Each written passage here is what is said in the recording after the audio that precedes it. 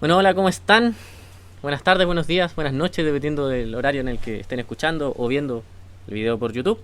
Yo soy el zurdo Cristian y esto es una entrevista con un profesor, director, actor, escritor, dramaturgo, eh, Nelson Baez, para que lo conozcan. Profesor, ¿qué puede decir de usted mismo? Qué difícil tarea. Uno acostumbra mucho a hablar de los demás, pero cuando tiene que hablar de uno mismo como que se entorpece, tiende a enmudecerse. En- yo creo que podríamos partir señalándote que toda esta enumeración de mis habilidades, supuestas habilidades, se podrían reducir a una sola. Soy un trabajador del teatro. ¿Mm? Trabajador del teatro. Trabajador del teatro en su expresión más básica, más esencial. Igual uno tiene como la noción de actor como una profesión. ¿Cuál sería como la diferencia? Para mí es Un oficio. o sea, es una dedicación eh, que implica los distintos aspectos dentro de la vida de los seres humanos. Porque tú te dedicas por alma, te dedicas por pasión, te dedicas por afición. En el fondo la vocación no es más que esa fuerza que te impulsa a conseguir un objetivo determinado. En el caso del arte en general, el arte en general es vocación. Ya. Yeah.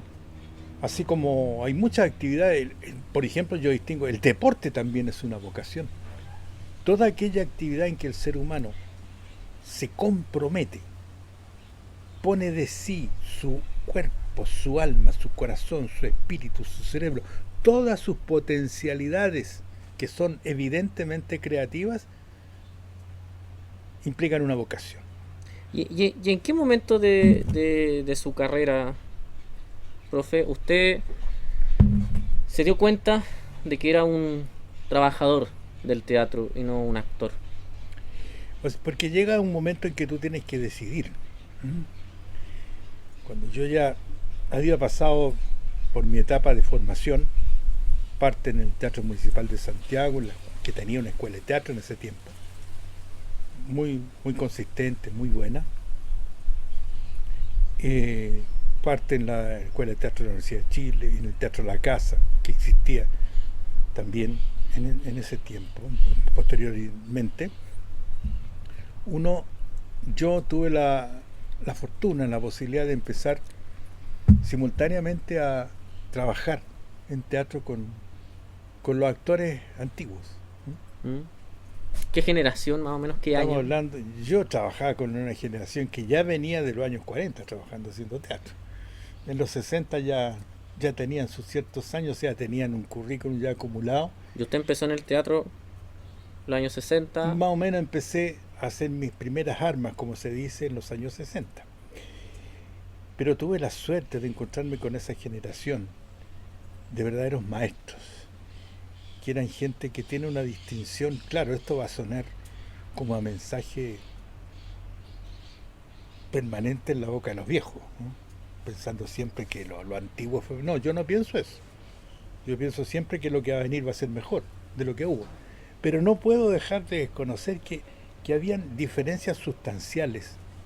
Y todos esos hombres de teatro que yo conocí era gente que venía de una larga trayectoria, que había enfrentado quizás las mismas vicisitudes, las mismas contradicciones, la misma falta de apoyo, de carencia que se viven actualmente, porque es un fenómeno, el arte en los países de desarrollo menguado como el nuestro, por más que nos quieran meter en la cabeza que somos el primer mundo, que hemos evolucionado, para mí eso no es real.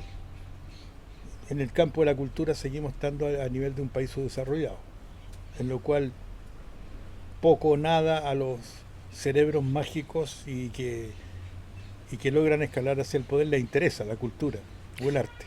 ¿Y usted qué siente que se ha perdido de esos grandes maestros del teatro con los que usted convivió? Hay dos conceptos fundamentales que se han perdido. Uno, el apetito, la exigencia cultural. Ya. Y otro es el concepto que para mí es fundamental, ya que estamos hablando del arte, para mí es fundamental en la vida. El concepto de disciplina y el concepto de ética. Ética. ¿Mm? O sea, aquí nos encontramos al absurdo de que de repente cuando grandes potentados cometen ilícitos, delitos, ¿ah? Flagrante, abierto, y la justicia benignamente los manda a hacer cursos, clases de ética. Eso me sonó bastante divertido. Yo pensaba que era un sarcasmo, que se estaba jugando, que era una metáfora, una imagen literaria, porque no creía que un absurdo, o sea, me parecía ionescano, un absurdo tan increíble, que mientras un tipo comete un ilícito de esa naturaleza contra toda una sociedad, lo mandan a hacer clase ética, y el que vende un CD en la calle o vende algún artículo, lo pescan, lo, lo maltratan, lo encierran, le quitan todo y lo enjuician. Y lo pueden meter a la cárcel incluso. ¿Y usted cuando, digamos, estuvo con estos maestros y aprendió esta idea de la eticidad, digamos que por lo que lo escucho lo extrapola toda la vida, no solamente La vida en al quehacer general, artístico? Toda la vida tiene todo. esa eticidad. ¿Qué es lo que se ha perdido? ¿Y en qué momento usted comenzó a, digamos, a interesarse más como profesionalmente por el teatro, digamos? Fue ¿Qué, cuando llegaba qué el lo llevó? momento de que tú tienes que llegar, cuando ya has estudiado, ya tienes una base de preparación. ¿Usted en qué universidad estudió? Como te decía, estuve parcialmente en la Universidad de Chile porque a mí me tocó ser estudiante en una fecha célebre en este país, 1973. Con eso yo creo que está Wow, todo dicho. wow. ¿Mm? Ser, habido, ser haber sido joven, estudiante en 73, es una cuestión dura por lo que pasó. Bueno, hay mucha, gran cantidad de gente que niega que eso que estoy hablando, seguramente va a decir, este viejo está hablando mentira. Pero bueno, solamente quienes lo vivimos podemos asegurar que, y mucha gente lo vivió, un país entero lo vivió. Algunos, el 50% creo yo, un poco más, un poco menos, lo quiso ver. Los otros no, todavía siguen Entonces, sin verlo. ¿usted alcanzó a ser parte del boom cultural que se dio aquí con la Unidad Popular? Exactamente. Y participé integralmente, muy comprometido, hicimos muchas cosas, mucho trabajo. Yo trabajé en un teatro campesino que era propiciado por el Ministerio de Agricultura a través del Departamento de Reforma Agraria. ¿Ya? Entonces nosotros con una compañía de teatro íbamos a los asentamientos campesinos a hacer obras de difusión y de la realidad. ¿Cuál es la obra que más recuerda de aquella época? Una obra de quién fue mi maestro, una de mis maestros, mi maestra, que yo fui, además fui muy cercano de ella en la escuela, Isidora Aguirre, Los que van quedando en el camino, que está cifrada en la matanza de campesinos, una de las tantas matanzas con que está ilustrada la historia de este país, de Lonquimay. 70 campesinos matados, asesinados a mansalva por las fuerzas del orden. ¿Y usted llegó hasta allá? Llegamos, hicimos un montaje, el montaje lo había hecho la Universidad de Chile, el teatro de la Universidad de Chile. Ese era el montaje oficial. Pero ese montaje no podía llegar y trasladarse a la cordillera Nahuelbuta, a Lonquimay, a Santa Bárbara.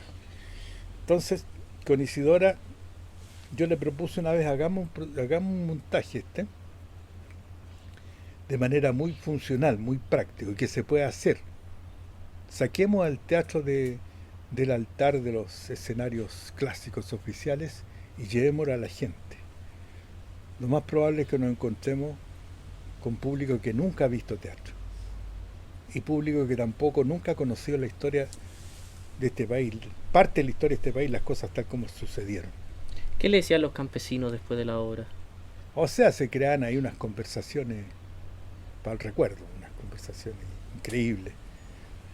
Nos tocó, mira, nosotros partimos la gira haciendo la primera función en un establo de graneros, una localidad muy cercana a Santiago, en un establo. Y de ahí no paramos hasta que llegamos a Lonquimay, el lugar mismo donde se produjeron los hechos. Y las reacciones, había un mínimo común en las apreciaciones de la gente. Mucha emoción, mucho reconocimiento de la labor que estábamos haciendo nosotros, porque nosotros llegamos un par de días a cada asentamiento, nos quedábamos a alojar ahí, acampábamos, teníamos algún lugar, nos daban un espacio, andábamos todos con saco de dormir,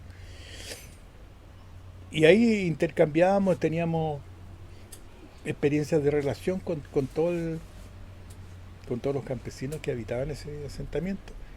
Y cuando ya el último día, nosotros en la tarde hacíamos un llamado, se encendían fogatas o llegaban tractores que ponían sus luces y nosotros presentábamos la obra. Ya. Hacía en un formato parecido a un teatro callejero, pero como era en el campo, un teatro era... Se hacía como una especie de foro. Después se recibía, más que orientar una conversación, nosotros nos interesaba mucho que ellos se expresaran a través de las emociones que habían vivido. Ya. Y era una cuestión impactante, o sea... Estamos hablando de campesinos que por lo general no tienen acceso a No, la la cultura. mayoría de la gente era la primera vez que veía una obra de teatro y no sabía, o sea, de repente creían que era algo que estaba pasando en la realidad. Mire, ¿Por qué? Porque nosotros, el montaje que hice yo, era un montaje muy vivencial. Por ejemplo, te digo, a los lugares que llegábamos, nos conseguíamos caballos ya.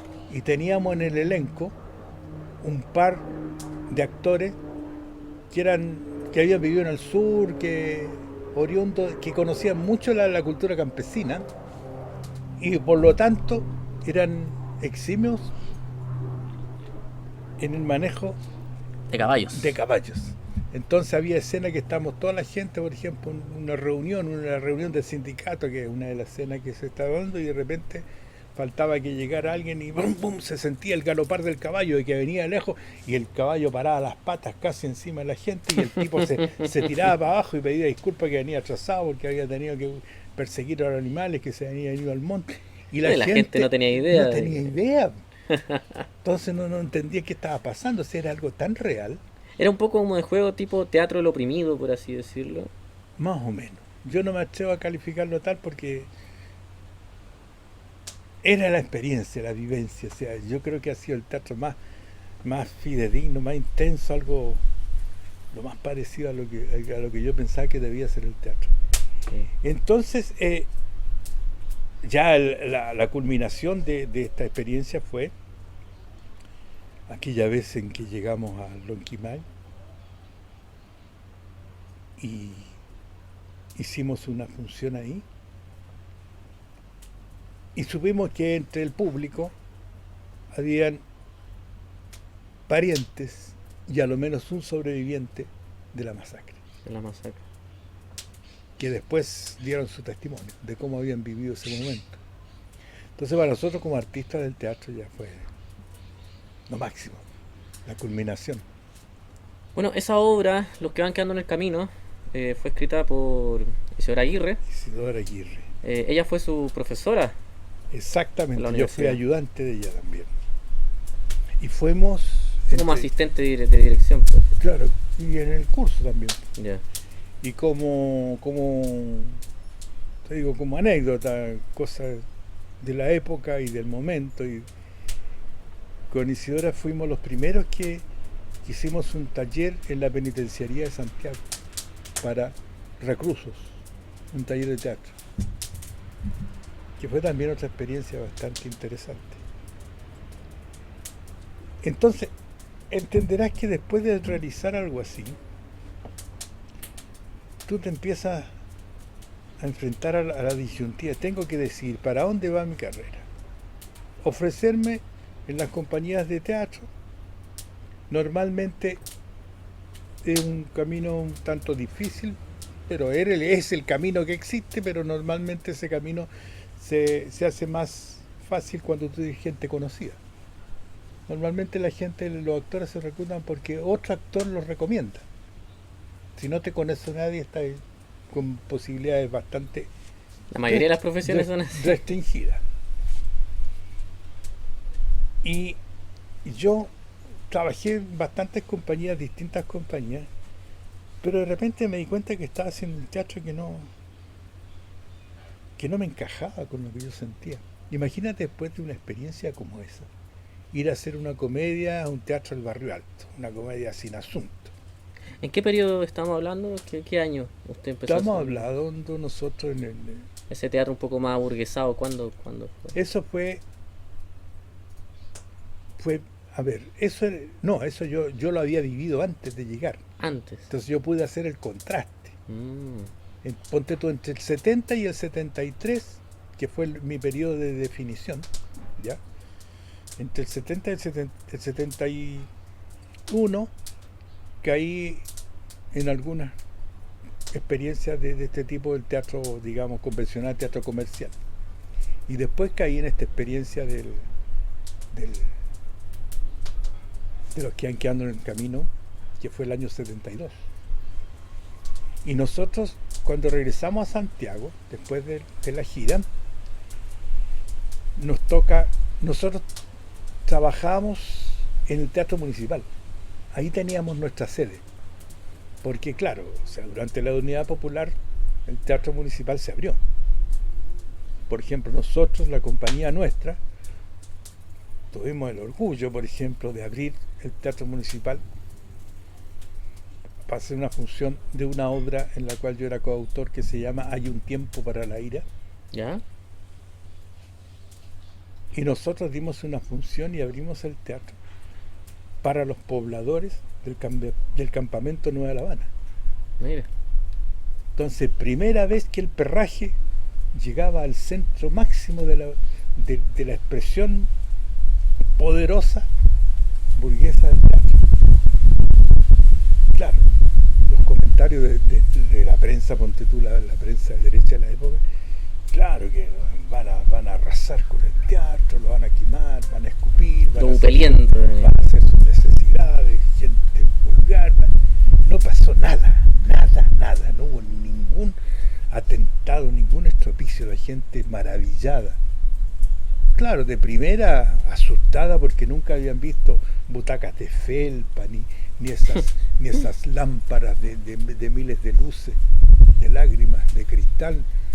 Fue una experiencia impactante de comienzo. Nosotros llenamos el teatro. Con gente común y corriente. De gente de campamento, de pobladores. Así que... ¿Fue su experiencia en ese boom cultural que hubo en la Unidad Popular la que lo definió hacia dónde iba su camino teatral? Esa fue, claro, la definición. Primero porque yo sabía claramente que en la búsqueda que andaba, y todavía sigo manteniendo lo mismo, ¿no? Que si el teatro no servía para hacer mejor la vida a las personas, para mostrarle un camino, una puerta, y hacerlo al mismo tiempo feliz, si no era así, el teatro no servía para nada. Y yo sigo pensando lo mismo. Si el teatro no es capaz de entrar a revelarte una realidad en que tú vives, a moverte cosas internamente, a cuestionarte, a hacerte reflexionar, ya sea una farsa, ya sea una comedia, un drama, lo que tú quieras. Ese es el objetivo que tiene el teatro. Y para indagar un poco más en la historia posterior, sabemos que en dictadura, después del golpe militar, el golpe cívico-militar, hubo un apagón cultural que se le llama aquí en Chile. ¿Cómo vivió ese apagón cultural? Fue duro, muy duro. Primero, las dificultades de no tener trabajo. Yeah. Porque no podía decirle, oiga, yo vengo del teatro campesino que hacía obras de protesta en el campo. Porque era como echarte la soga al cuello, y ahí habían sujetos destinados, financiados por el Estado, que estaban ávidos de saberlo para agarrarte y no para preguntarte qué hiciste, sino que simplemente para hacerte desaparecer. Porque eso es bueno que la gente se lo olvide de repente. Que, la memoria es corta. claro, la memoria es como amores tormentosos que uno quiere olvidarlos rápidamente. Eso existía, la gente desaparecía. ¿Tuvo amigos usted? Muchos y colegas también. Ahora se queda solamente la memoria queda un poco graficada, principalmente en el martirio de Víctor Jara. Pero hubo muchos Víctor Jara, pero que como no tenían la connotación, porque aquí llegamos nuevamente a lo mismo. Aquí si tú no eres un artista famoso, connotado, no existes. Llegamos ya a contradicciones terribles. Te dicen ya tú vas a alguna parte, dos contradicciones importantes que te reflejan cuál es el concepto que hay en Chile, por lo menos de los actores. En una reunión social de gente que no te conoce, oye, ¿tú qué haces? Yo soy actor. Hay dos preguntas que vienen de la mano. ¿En qué teleserie has trabajado? No hago televisión. Habíamos quedado en esta crítica que usted tiene a la noción que hay del ser actor en esta sociedad, que casi no se le considera un trabajo a menos que se sea parte de las teleseries. Claro, porque solamente se considera el éxito como pasaporte de identidad. Y yo siempre he pensado que el éxito y la popularidad son accidentes que ocurren en la vida de un artista, pero no son aquellos que te van a representar, te van a legitimar. Hay gente, artistas que si estudiamos, ponte tú, nos vamos viendo la historia, en el caso de la pintura, por ejemplo, los más grandes pintores trabajaron toda una vida, sistemática, persistentemente, en condiciones de pobreza, de humillación. Murieron en la miseria y mucho tiempo después fue reconocido su trabajo. Entonces, visto así, el arte siempre se constituye, salvo que sea, como te digo, algo que dé resonancia, que dé luminosidad, que llame la atención. ¿Por qué? Porque recurre al éxito, a la popularidad. Eso no significa que ese arte sea de calidad, que tenga valor en sí. Yo soy un hombre tolerante. Todas las manifestaciones artísticas, a lo sumo, te puedo decir, si tú me mencionas en una escala determinada de producto artístico, te puedo decir, es difícil, muy difícil que tú me escuches decir, oye, que es malo esto. Simplemente te digo, a mí no me gusta, porque creo que todo el mundo tiene derecho a expresarse. Ahora, cuán legítima sea esa expresión, cuán válida, eso depende del concepto de calidad que tengas tú y de la instalación ética de ese producto. Y después de este apagón cultural que sufre Chile con la dictadura, usted nos comentaba que se la vio muy difícil con el trabajo, el empleo, que perdió amigos, seguramente queridos amigos. Y después, con el retorno a esta democracia cautelada de alguna manera que tenemos, ¿cómo retomó el teatro? ¿Cómo retomó su vida artística? Yo nunca dejé de hacer el teatro. Durante ese periodo de dictadura, deben haber sido un par de años, los años más duros, que pueden haber sido 74, 75, que eran los años en que la policía secreta, la DINA, impuso su imperio del terror, ¿no es cierto?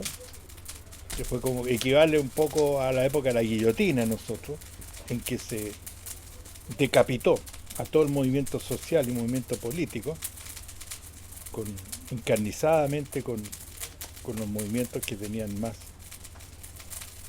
connotación de la época, llámese Partido Comunista, el Movimiento Izquierda Revolucionaria, que fueron verdaderamente...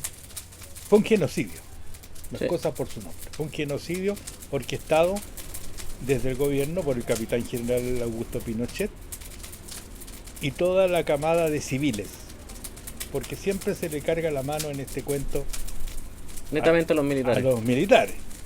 Bueno, los militares fueron la mano armada los que hacían el trabajo sucio, acostumbrados. Son entrenados para eso, son máquinas de matar. Te lo digo porque yo hice el servicio militar, para que no vengan con cuentos. Cómo a través de tortura, vejaciones, te anulan la personalidad y te compensan que el que está delante tuyo es tu enemigo y que tienes que matarlo, destruirlo. Mientras más efectivo sea la destrucción de tu oponente, más galardones se te ponen en el pecho. Entonces usted igual hizo teatro en dictadura. Yo en dictadura, bueno, eso te estoy diciendo, esos 2 años, 74-75, fueron bastante inmovilizadores por la campaña, por el terror que impusieron, para poder atenuar y evitar cualquier disidencia. Por lo tanto, muchos compañeros, amigos, los mataron, otros tuvieron que forzadamente irse al exilio, otros encerrados en las prisiones. Y claro, había que sobrevivir. En ese momento la tarea fundamental no era el teatro, no era la literatura, era sobrevivir, salvar la vida. Eso significaba de repente andar de un lado a otro, de repente con mucha paranoia, muy escondido de repente, y sin posibilidad de trabajar. ¿Dónde iba a trabajar en esas condiciones? Si sabían que en cualquier momento sabían que tú habías andado haciendo proselitismo, te iban a decir cualquier... Es decir, yo no me cabe duda. Imagínate que nosotros en marzo volvimos ya no al Teatro Municipal. En marzo del año 73 empezábamos un nuevo montaje para salir en septiembre, en otra gira. Y no sé qué pasó, que una suerte, una fortuna extraña nos hizo estar aquí, que si nos pillan, ponte tú, si nos pilla el golpe trabajando en el campo, yo creo que nos matan a todos. Porque habrían dicho, estos terroristas andan con armamento y que si habrían inventado cualquier cosa, era tan fácil. Así que en ese sentido nosotros la sacamos barata. Pero los otros 2 años fue la labor del topo, fondearse nomás, porque no quedaba otra, porque era muy riesgoso. Había mucha gente que sabía lo que andábamos haciendo nosotros. ¿Se acuerda de alguna obra, algo que le haya dejado una añoranza, algún recuerdo del periodo de la dictadura? ¿Algún recuerdo feliz? Ese recuerdo, curiosamente te digo, mira las contradicciones de la vida. El año 76 no. El año 78 yo ingresé previa a una audición al Teatro Tecnos de la Universidad Técnica, hoy USACH. ¿Ya? Porque como la historia chilena es tan feble que no ahonda mucho. Cuando se habla de los teatros universitarios siempre se habla del Teatro de la Universidad de Chile y el Teatro de la Universidad Católica. También no se menciona el Teatro de la Universidad de Concepción, por ejemplo, que es un movimiento importantísimo del teatro. Y tampoco se menciona el Tecnos, Teatro de la Universidad Técnica. Quizás porque como era una universidad técnica, entonces entrando un poco en la sensibilidad, ¿no es cierto?, académica universitaria, era técnica, entonces no se le menciona. Pero el teatro de Tecno, de la Universidad Técnica, tiene una trayectoria larguísima. Era un teatro que mientras todos los éxitos se daban aquí en Santiago, el Teatro Tecno se recorría Chile. Y ahí usted... Bueno, yo entré el año 78 en una obra que fue un gran éxito, una obra escrita por Fernando Cuadra, dirigida por Pedro Morteiro y protagonizada por una gran actriz chilena, doña Gabriela Medina, la familia Marta Marrone. Tuvimos un año a teatro lleno, porque eso sí que fue teatro lleno, haciendo funciones en el Teatro Camilo Enrique, a la entrada de la calle Munati, el Teatro del Círculo de Periodistas, de martes a domingo, como se hacía en ese tiempo, funciones, y tuvimos una gira a Viña del Mar, y después terminamos, ya a la muerte de la obra terminamos con una breve temporada en el Teatro Cariola. ¿Y sufrieron alguna clase de censura? En ese tiempo no era necesario que hubiéramos sufrido una clase de censura, puesto que manejábamos nosotros una... ¿Está grabando, no? Sí, está grabando, pero no se preocupe. Nosotros ejercíamos la autocensura como parte, ¿no es cierto?, de esa técnica de supervivencia. Empezamos todo el mundo la autocensurarnos. Y más aún cuando sabíamos que había un actor del elenco que tenía ciertos comportamientos muy singulares. Además era folclorista, entonces era común que llegara, yo estaba con él, para más remate, con él en el camarín, ocupábamos el mismo camarín, que era un camarín grande. Entonces, cuando nos estábamos preparando, los actores siempre llegamos una hora antes de la función. Entonces, ya después de la temporada, cuando iniciaba, ya tú te viste y te maquillas muy rápidamente. Entonces nos quedaba un tiempo, donde en ese tiempo yo fumaba, entonces se fuma un cigarro, se conversa, toma un café, y nos juntábamos en el camarín donde estaba yo. Y este personaje sacaba su guitarra, mire, estoy haciendo este tema, y tocaba. Y de repente, en una ocasión, nos llamó la atención que había un aparatito encima del mesón de maquillaje. Y lo observamos y era una pequeña grabadora portátil, que siempre estaba ahí. Nos llamó la atención, claro, lógico, bueno, sí, el tipo canta, tiene que grabar sus temas para escucharse, no parecía extraño esa situación.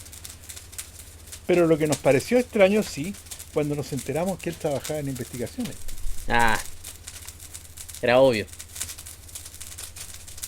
Y tú sabes que la DINA estaba formada por investigaciones, Fuerza Aérea, los marinos, los pacos. Y civiles.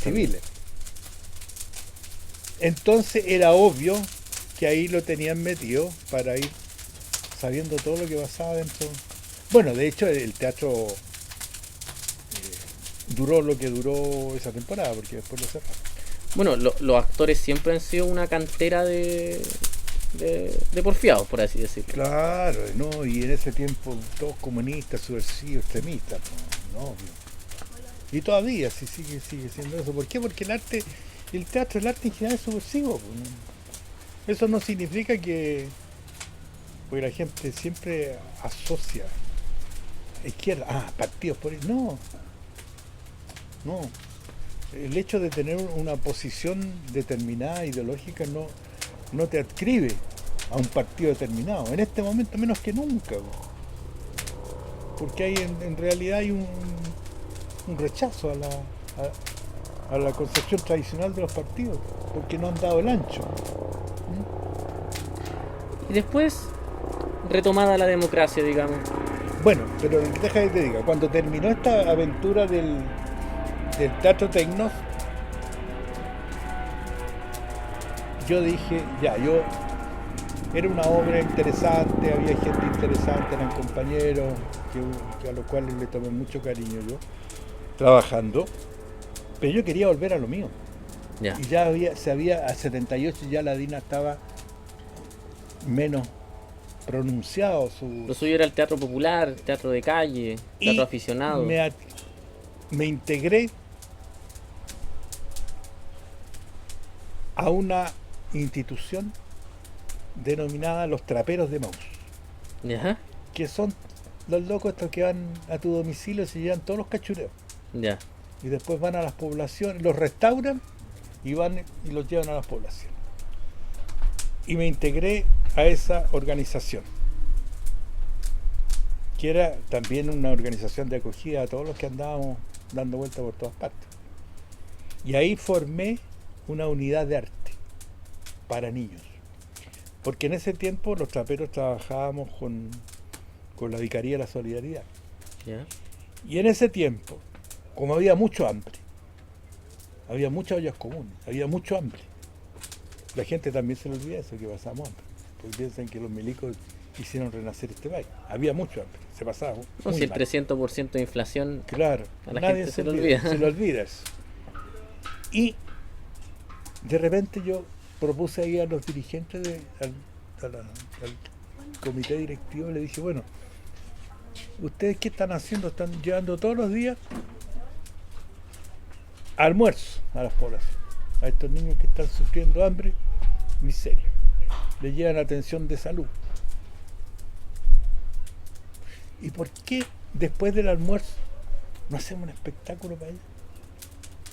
Y les llenamos la guatita y el corazón de felicidad de esos niños que están sufriendo tanto, que no tienen nada y que nadie se preocupa por ellos, que tienen muchos de sus padres están presos, o han sufrido horrores. Eran cabros de campamento o de poblaciones muy deterioradas, y andaban viajando por Latinoamérica una pareja de suizos que justamente estaban invitados a esa reunión. Y los suizos hablaron y me dijeron que le contara más la idea. Que le dije, mira, yo quiero hacer un teatro de títeres, que es lo más práctico y lo más fácil y que llega a todo el mundo. Y yo tengo un compañero que es actor también que estaría en la misma conmigo. ya, Y engancharon los suizos. Ya, tú vas a hacer ese proyecto, yo te voy a mandar los fondos para que tú financies, para que compres tu amplificador, hazme una lista de las cosas que necesitas. Hice la lista y al fin de mes llegaron los recursos.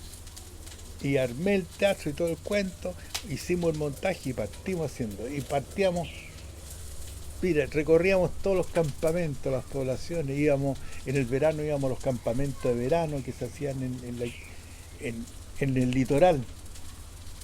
Una experiencia maravillosa. ¿cuánto duró eso? Tuve como 2 años. Verano completo en Cholchol, reducción mapuche, viviendo en una escuela. Y saliendo en las tardes a perifonear, a hacer con antorcha y cuestiones, llamar a la gente que venía de kilómetros caminando. Mapuche, toda la familia, se juntaban. Estáis pensando lo mismo que yo, decía, bueno, ¿y cómo no me van a entender? Pues si yo no hablo mapudungun. Entonces, compadre, le dije, mira, el títere es universal. Aquí vamos a partir si verdaderamente o no. Y vamos a usar la pantomima. Necesitamos hablar. Que lo menos sea en palabras. El resto, imágenes, pura imagen. Éxito total. Los cabros chicos disfrutaban, entendían todo, hasta los grandes, todos, integrados. Y de ahí nacieron amistades, cabros de las comunidades que nos seguían para todas partes, que nos ayudaban a instalar los micrófonos. Una experiencia maravillosa.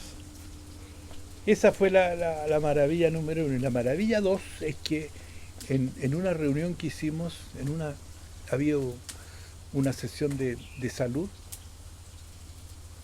más bien de higiene. La verdad que llegó un batallón, un curso de chicas, todas militantes también de las organizaciones de izquierda. Si estábamos todos ahí aunándonos, reencontrándonos. Iban a desparasitar a los cabros, a curarle la sarna y sacarle los piojos. Esa es la verdad. Es decir, una jornada de salud, de higiene, una forma elegante de decirlo, pero la verdad es que iban a eso. Y ahí tuve la segunda maravilla, mi otra epifanía, porque en medio de la función de títeres conocí al amor de mi vida, que era una chica de la enfermera que andaba ahí trabajando. Y yo le hice esa función a ella ese día, con un personaje que tenía que era un león. Y el león le hablaba y qué, bla, bla, bla. Cuando nos fuimos el mismo en un camión, nos fue a dejar a la estación central, me acuerdo yo. Habíamos sentado juntos. Y como nunca, esas cosas mágicas raras. Ella se bajó primero. Dame tu teléfono, le dije yo. Y me dio el teléfono. Y yo me lo anoté en la mano porque yo sabía que se me iba a olvidar. Y después pensé, esto rompe todos los protocolos. Porque yo en ese momento era Ramiro, no era Nelson. Y ella era Alejandra, no era María Angélica. Estábamos trabajando en la clandestinidad. Y era extraordinariamente riesgoso hacer lo que ella hizo. Porque ¿quién decía? Y si más allá me podían pescar, preso, me torturaban y yo iba a dar el número y le iban a pescar a ella. ¿Pero qué pasó ahí? No sé. Fue mágico, lo sentí. Fue mágico. Bueno, por supuesto que al otro día yo estaba llamándola por teléfono. Pero nadie conocía a Alejandra. Ni tonto ni perezoso. Pero nadie conocía a Alejandra. ¿No? No, en todo caso. No, pues si los padres no sabían de eso. Te estaba llamando. Pero a mí me atendió la abuela de ella. ¿Ya? Que me dijo, ¿qué Alejandra? No sé, aquí no había ninguna Alejandra, pero si ahí vive una niña. No, ella es María Angélica. La soltó al tiro. No estaba, andaba en la universidad. La llamo más tarde, como a las 8, pensando que ya había llegado, y me atiende la madre. Cortante. No, fue a dejar al pololo, me dice. A la puerta. Ya, listo. Corté, bla, bla, la llamé en otro día. Juntémonos en la salida en la calle Manuel Rodríguez con Alameda, le dije. Hay un monumento, ahí te va a estar esperando, mañana a las 6. No le di tiempo a que lo pensara y me dijera que pero es que, bueno, si no llega no importa, tú piensas que yo te estoy esperando ahí. Y te voy a esperar. Y llegó. Y no nos separamos más en 30 años. Y tuvimos 2 hijos. Y vivimos, viajamos, soñamos. Fue una maravilla. O sea, por una parte recuperaba el teatro que yo siempre quise hacer, y por otra el gran vacío afectivo que yo tenía. Se recuperaba. Así que se cerró el círculo. Una bella historia, ¿verdad usted? Sí, una hermosa historia. Y de ahí yo ya decidí definitivamente, yo no voy a hacer más teatro comercial. No, porque hacer historias que no te tienen ninguna relación con lo que tú sientes o piensas. El arte por practicar el arte, sin un sentido. Y hablando sobre teatro comercial, profe, ¿cuál es su visión del teatro actual? Creo que del teatro actual hay a nivel general, hay una especie de estancamiento en este momento. Después de haberse producido fenómenos bien importantes y habiendo aparecido manifestaciones, pero de mucho valor, hablemos del Teatro de la Tropa, todo el aporte que hizo el Andrés Pérez, todo ese tipo de teatro que realmente removió los cimientos. Creo que en este momento hay una especie de estancamiento. Y ahora no se puede achacar solamente a la pandemia, el hecho de no poder reunirse, sino que esto viene un poquito de atrás, como que algo ha sucedido que no había la persistencia sobre todo de los creadores. Es que ese es el problema básico, es que cuando los jóvenes no tienen las posibilidades de explorar artísticamente, creativamente, los procesos se detienen, creativos se detienen. Y esto ha pasado un poco así, aquí. Aquí la máxima explosión después de los autores que yo te he mencionado, para mi gusto, las opiniones mías siempre son muy discutibles. Pero yo te hablo, si tú me preguntas a mí, yo te contesto lo que a mí me pasa con el teatro.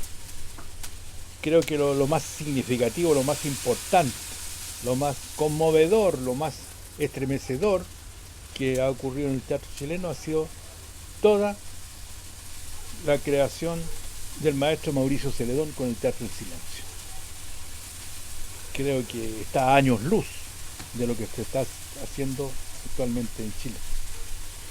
Claro, porque si Mauricio Celedón se hubiera quedado en Chile, a lo mejor no tendríamos Teatro del Silencio. Fue necesario que se fuera, que llegara a Francia y que ahí lo reconocieran el talento, la creatividad que tenía, y hoy por hoy es ciudadano del mundo Mauricio Celedón. Con su teatro exporta creatividad, exporta técnica. ¿Y por qué cree que está estancado el teatro en Chile? Porque no se ha logrado crear esa conciencia, esa sensación de que es necesario democratizar el teatro. El teatro chileno, desde hace décadas, sigue siendo una aristocracia centrada en una monarquía que además funciona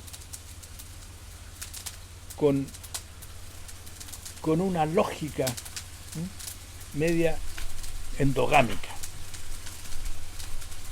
Si tú te empiezas a analizar, el teatro siempre son los mismos. Los hijos de los hijos de los hijos. Y se van los hijos y ya. La actriz que empieza siendo una exitosa, una dama joven, luego se convierte en mamá, después se convierte en abuela y viene la hija y llena ese espacio. Y la hija tiene un hijo y vienen al otro hijo y vienen los nietos. Verdaderas dinastías. No, y cuando interpretan a una mamá, si es que son mamás, cuando envejecen más, Exacto, interpretan son a la abuela. Una dinastía. Y cuando tú piensas que hay la cantidad de escuelas de teatro, que obviemos la parte pandémica porque eso nos cambia todo el panorama. Estos últimos 2 años ha habido muchas complicaciones con eso. Pero hasta antes de eso,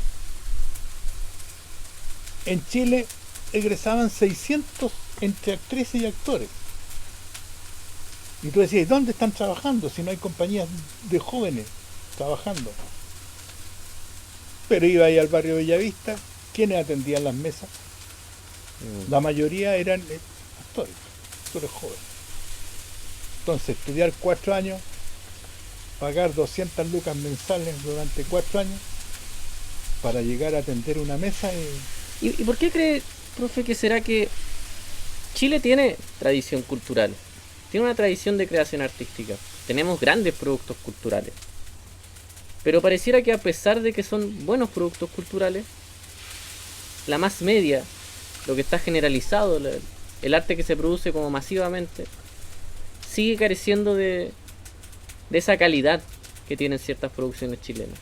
Porque claro, o sea, para mí es muy simple. Si no tienes la capacidad, la posibilidad de practicar, de ejercitar, no se te desarrollan esas condiciones.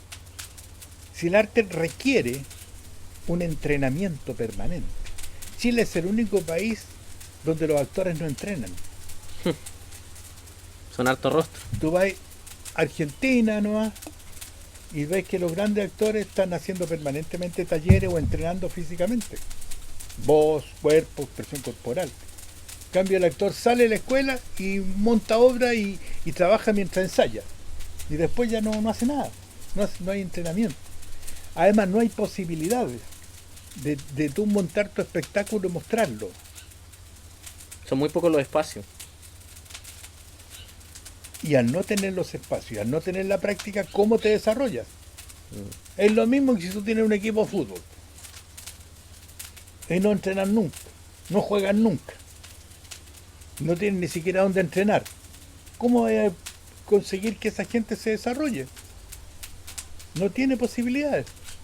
Si tú tocas la guitarra, en la medida que más digitas con tu guitarra y más practicas los acordes y los rasgueos, adquieres mayor ductilidad, mayor facilidad, te empiezas a dominar tu instrumento. Profesor, usted tiene décadas de teatro en el cuerpo. Tiene muchas obras escritas. Sí. Tiene muchísimo montaje. Ha dado clases en universidades. ¿Qué consejo le daría a alguien que quiere ingresar al mundo del teatro? Que analice con mucha frialdad, con mucho realismo, si tiene la capacidad de enfrentar una vida dura, primero. Y el teatro no le va a ofrecer lo que le ofrece la banca, la industria o el comercio. Que lo más probable es que tenga una vida austera, con dificultades, y que el éxito no siempre corona todo el esfuerzo que tú puedes realizar.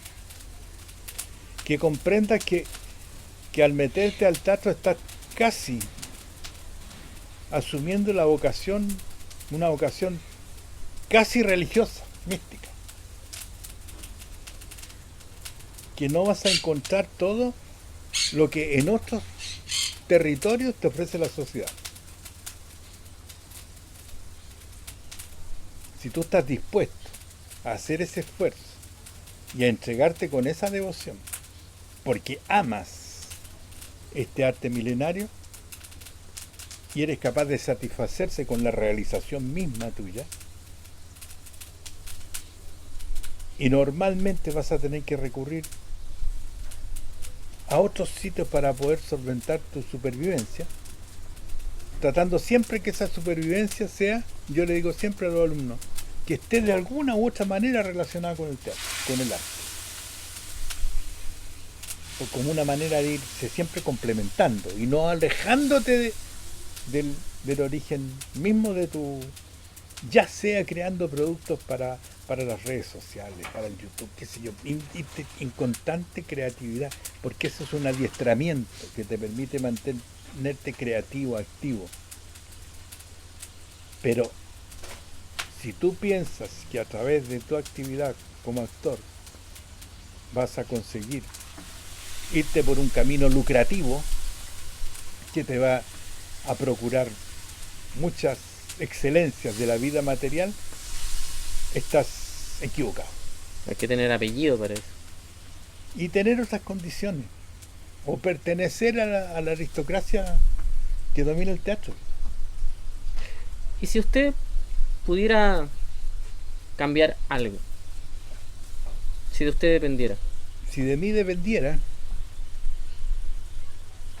es que es difícil, porque si de mí dependiera, yo haría,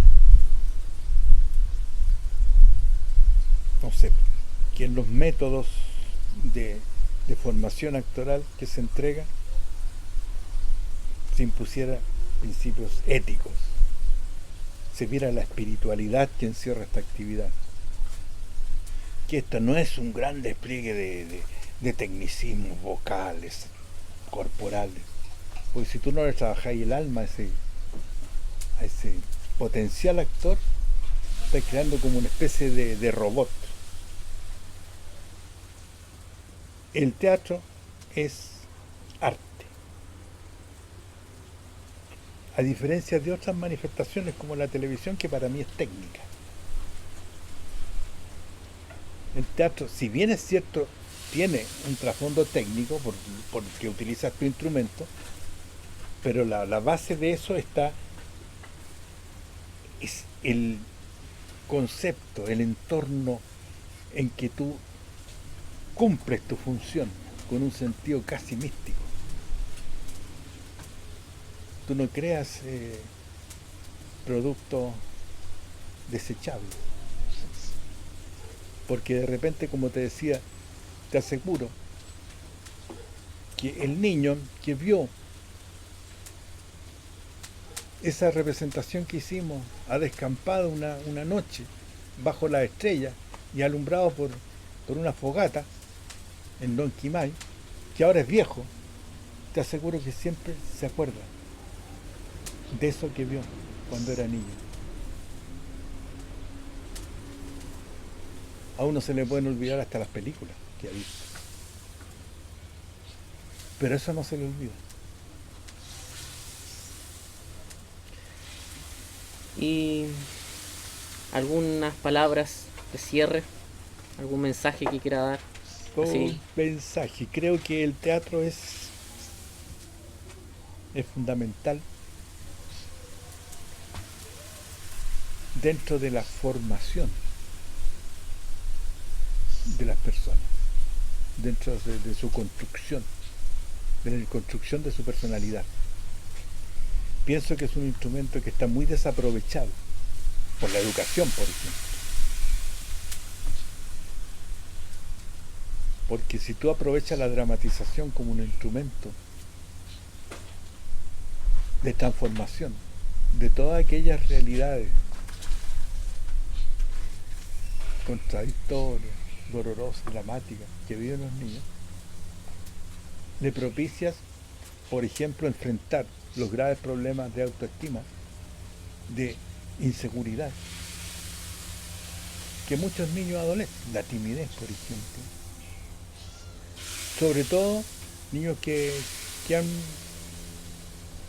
vivido siempre en ambientes depreciados.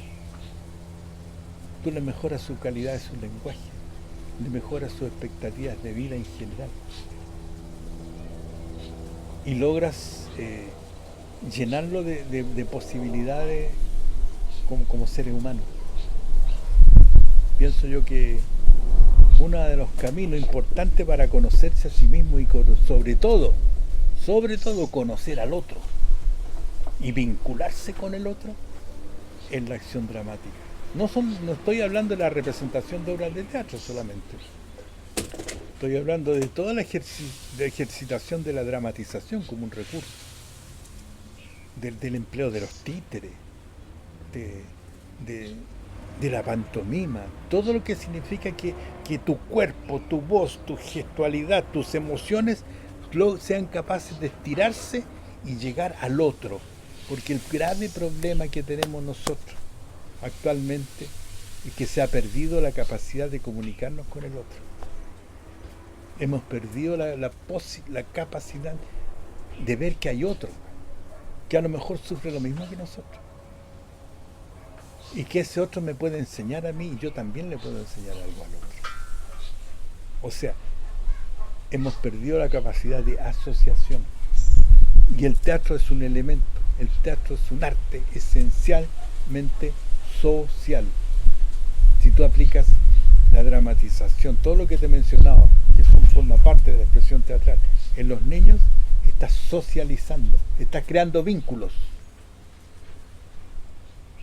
Es decir, siempre va a ser necesario ese vínculo. Para ese príncipe, que son todos los niños, de alto linaje a niños muy pobres, son príncipes. Tiene que aparecer ese zorro. Y domesticarse mutuamente y crear el vínculo. Un ejercicio de amor. Eso es el teatro. Y eso es lo que hemos ido perdiendo. Entonces es importante y la labor fundamental es para los profesores. El teatro es un ejercicio de amor. Eso es lo que yo diría que logren rescatar, y sobre todo los profesores. Yo sé que hay muchos. Nosotros durante 5 años con mi hija hemos hecho un curso de capacitación en la Universidad de Chile, todos los veranos, exclusivamente para profesores de básica y de media. No me cabe duda que ahí una semana de trabajo de 9 a 2 de la tarde, teórico-práctico. Pero no me cabe duda que ahí sembramos una semilla que está dando fruto. Muchos de esos profesores aplicando y descubriendo cómo la creación de este vínculo emocional le ha permitido que los cabros sepan más matemática, más lenguaje, más historia, motivados, que se acerquen al proyecto, al proceso de lectoescritura sin miedo, sin temores. ¿Por qué? Porque aparece un muñequito. Hola, hola. Esta es la letra A. Y aparece la A de amor. A. ¿De qué más? ¿De qué más? De azúcar. Eso, de azúcar. Cosa que en otros países es ampliamente utilizado. Con éxito. Ese es. Que recordemos que que el amor impulsa nuestra actividad y que el arte en general y el teatro en particular es un ejercicio de amor. Eso es lo que te puedo decir. Profesor, muchas gracias por haber impartido esta clase magistral, me parece. Muchas gracias. Son ideas, nomás ideas de alguien que ha recorrido los caminos del teatro, pero sin perder nunca su condición de ser un obrero del teatro. Yo no quiero ser un arquitecto, un ingeniero del teatro. Yo quiero andar trabajando con la pala, la picota, poniendo estos ladrillos. Esa es mi misión. Eso lo determiné cuando llegué, y ahora al final te contesto una pregunta que me hiciste hace mucho rato. ¿Cómo llegué a esto? Una disyuntiva. ¿Qué querís ser famoso? Que te admiren las mujeres, andar en un carro último modelo, tener un departamento en un 5.º piso, beber whisky, comer comida francesa, o andar, como decían muchos colegas míos, que andáis jodiendo en las poblaciones, no vais a llegar a ninguna parte con eso, y tenéis talento y te estáis perdiendo como actor. Y yo elegí eso. Fue mi opción, porque creo que me sentí mucho más feliz que cada vez que me tocó de repente ir a la televisión a hacer algo por la plata, como un ganapán cualquiera, sin poner mi alma ni espíritu ahí. En cambio, cuando iba en el vehículo y llegábamos a un lugar y nos bajábamos a hacer teatro para los cabros en las poblaciones, con miedo naturalmente, porque pensábamos que en cualquier momento nos iban a pescar a mitad de camino y nos iban a... ¡Chao! Te fuiste. Desaparecían. Acusados de cualquier cosa, si no importaba que estuviera diciendo algo. No, en ese momento no importaba. Con miedo, con temor de que la misma gente hubiera alguien metido ahí que te denunciara de algo. Pero la felicidad al ver la cara de esos niños, de las madres y padres de esos cabros, que agradecían tanto. Que en este momento que estoy conversando, a lo mejor ya son viejos y a lo mejor le están contando a sus hijos, oye, en ese tiempo que sufríamos tanto, que pasábamos hambre y no teníamos que ponernos, y llegaban unos locos con unos títeres y lo pasábamos tan bien, nos reíamos tanto, se acuerdan todavía. Valió la pena. Valió la pena. Valió la pena. ¿Por qué? Porque se ejecutó un acto de amor puro, limpio. Nosotros éramos voluntarios, recibíamos un aporte para la micro, para movernos, una colación que nos daban ahí, no recibíamos sueldo ni nada, pero estábamos todos en la misma, sufriendo y tratando de salvar lo que pudiéramos salvar en un país que estaba en destrucción. Gracias por su testimonio. Buena iniciativa tuya esta. Me gusta mucho. Bueno, muchachos de YouTube, de Spotify, muchas gracias por haber llegado hasta el final. Yo soy el zurdo Cristian y este grande que ven aquí es el profesor Nelson Baez. Recuerden seguir en todas las redes sociales. Muchas gracias por haber llegado hasta el final. Que tengan un excelente día.